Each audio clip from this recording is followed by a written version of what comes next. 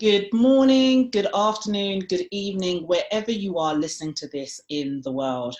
It's my honour and privilege to be able to jump on here very briefly to share some of my expertise with you as a HR professional on how women in leadership positions can bust their imposter syndrome. So who am I? My name is Michelle Raymond. I run a HR and coaching consultancy called The People's Partner, where we provide HR services, coaching, training, policy implementation and culture change for companies, small and medium enterprises, so that they remain current and competitive. So today I was asked to share some of my expertise around women in leadership positions. And today I want to briefly talk to you about some of the things that I believe are holding you back from being the very best versions of yourself. And I know it's a lot around confidence and courageousness, and we hear these all the time. But I've learned along the way, there's certain strategies and tools that I've taken on that I know have made me become more effective, more efficient in the workplace and in business. And I want to be able to share them with you right now. So I've got a few notes here, which I'm more than happy to share with you after this talk. So when I was doing some research on this, so I've done quite extensive research on this. And when I've interviewed a number of women, many women think that when they go into a role, for example, their role is fixed, it's absolute, that there's no room for negotiation, there's no room for change. And because of this reason, they don't ever go in with the mind that they can change the narrative. And I don't know where this all comes from, but I can hazard a guess that it's a societal thing that has shaped the way that we see the world. We see the world as whatever we are given, we must take. Society has shaped our thoughts and feelings around not negotiating, not asking for more. We feel that if we do ask for more, that we'll be judged, that what will people think if we demand more? We really take on what other people think about us.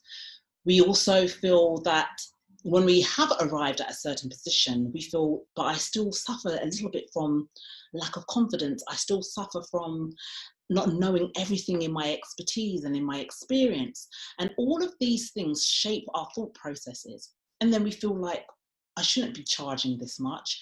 I shouldn't be asking for this much money because I haven't finally made it. I haven't made the pinnacle.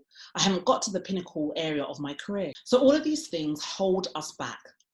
And when we're younger, we're told to be grateful for what we have. But when I've seen in my roles and in my jobs, I've seen people come for interviews. I've seen guys come for interview.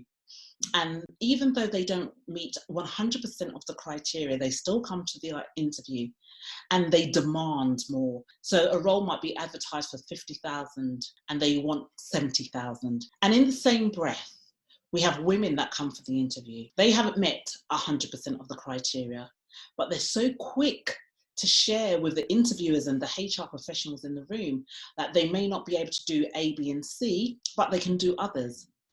And they don't negotiate. Whatever the figure was, the salary was, they stick to that because they think it's absolute. Whereas the men, they don't even talk about the areas that they're not good at and they just go for it 100%. So it's not that men don't suffer from a lack of confidence and a lack of belief in themselves. The difference is, irrespective of how they feel, they just go for it. They just go for it. So my question to you, what is really holding you back? And why are you still allowing it to have any leverage in your life? What's holding you back? And why are you stopping it from holding you back? So I want to share with you 3 strategies that I believe will help you if you implement them. And one of the areas I want to share with you is, I want you to reframe your interactions. When you're dealing with people, I want you to reframe that conversation, reframe that interaction. And I want you to see every interaction as a win-win situation. So remove yourself from the person who, I'm asking for this and I want this, to what are they going to get from it and what will I get from it? Because you stand from a completely different position when you reframe the interactions and you see them as a win-win situation. So when you're going, if you're a female entrepreneur and you're running a business, I want you to sell with questions and not answers. I want you to be the type of woman who wants to find out so much more about their potential client, that you're listening and you're soaking up the information so that you bring about the right answer that they're looking for.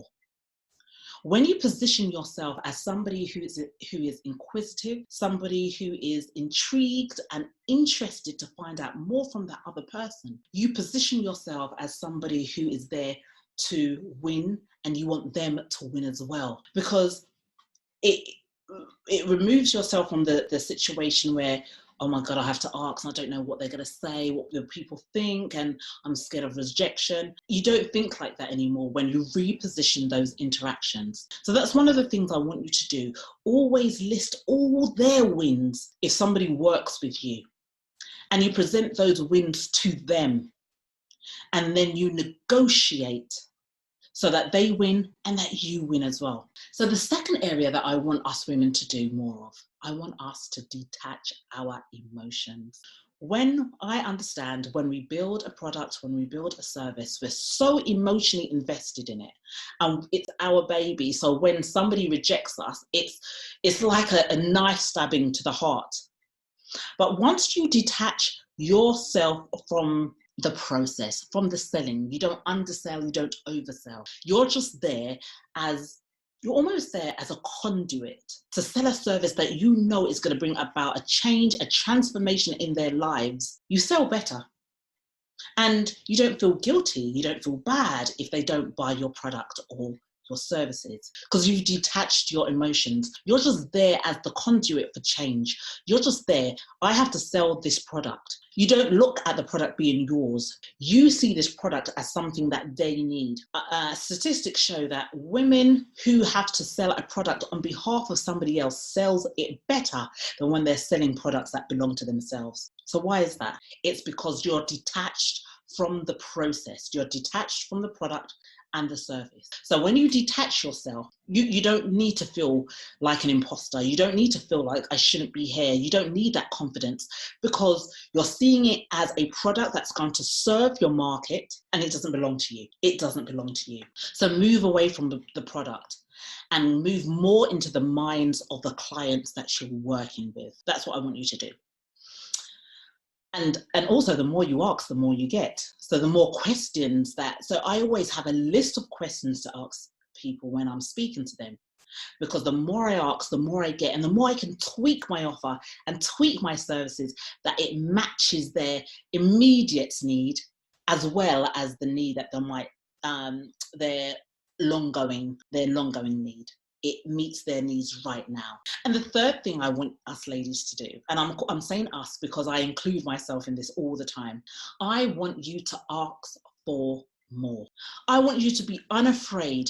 I want you to be deserving of every good thing that comes in your life. Sometimes we don't get what we really want because we're not asking for what we really want, because we're ashamed that if we ask for that big house or that car or those holidays or 100K, 200K, we're scared that we don't get it. So we don't think big, we don't dream big, because we're scared. We're afraid that if I say this out in the atmosphere and it doesn't happen, what am I going to look like to the world? But I dare you to be different. I dare you to be brave. I dare you to think as big and as wide as you possibly can. And to start to put in those strategies and those tools that will help you to get there. Right now, we're living in a time where we have no idea what's going to happen. We're living in a time that may be seen as a pandemic, recession. So much things are happening within our world right now. But your goals need to stay the same, and all you need to do is change the methodologies to get there. That's all you need to do. So although you thought it's going to be that way, You may need to go right. You might need to go left. You might need to step back a bit. You might have to do a retrospective of your business. But once you do that, you will have the confidence to go forward. You're already equipped with the confidence. You've got it. But you're so consumed with what other people think of you, and that holds you back. You're consumed what people might say, what somebody might think. You're waiting for the perfect time, but there never is. There never is. Even for me putting this video together, I was like, oh my gosh, I need to get my hair done. I need to do this, I need to do that. But I thought, Michelle, I've got a series of interviews that I have to do today. So let's put on a bit of makeup, and then I might as well sit in front of a camera and do this video for the ladies, because it's not about me. And once you realize that the world is bigger than you, once you realize that you have a gift, you have an expertise, you have experience that's going to change the world around you, you realize that it's not about you. And I always say, how dare you? How dare you not let the world see how great you are? How dare you do a disservice to people that need your products, that need your services right now to change their current situation? And because I think like this every day, I think to myself, Michelle, when I don't want to do anything and I can't be bothered, and I'm thinking, but I'm doing somebody a disservice, not showing up right now. And it's my right and my responsibility to leave an indelible mark on the world. So when I leave this earth, I know that what I'll be remembered for, I'll be remembered as that woman that showed up in spite of. I'll be that woman that showed up and became visible in spite of what was going on in her life, in her personal life, in her business life, because I know this is much bigger than me. It's much bigger than you. And once you realize that, you will stop tiptoeing through life. You will stop tiptoeing, because you cannot leave a mark on the world if every day you're procrastinating, if every day you're living in the womb of imposter syndrome. Get out of that womb of imposter syndrome and get into the room where you are making changes. Every little thing you do is going to go closer. It's going to get you closer to where you need to be. So that's what I want to leave with you, ladies. I want you to negotiate better. I want you to see the win-win in every situation. Then I want you to detach your emotions from the process and from your products. And you just see your products as an independent, individual thing that you know is going to change and transform the lives of others. And I want you to ask for more. Be brave enough, to be different enough, to leave an impact, an indelible impact in the world by asking for more. That's what I want you to do. And when you do all those things, the imposter syndrome doesn't even rear its head, because we are leaders. We have to be seen to be leaders. We have to stand up as leaders in the world and make a change. That's your right and your responsibility. Thank you for having me.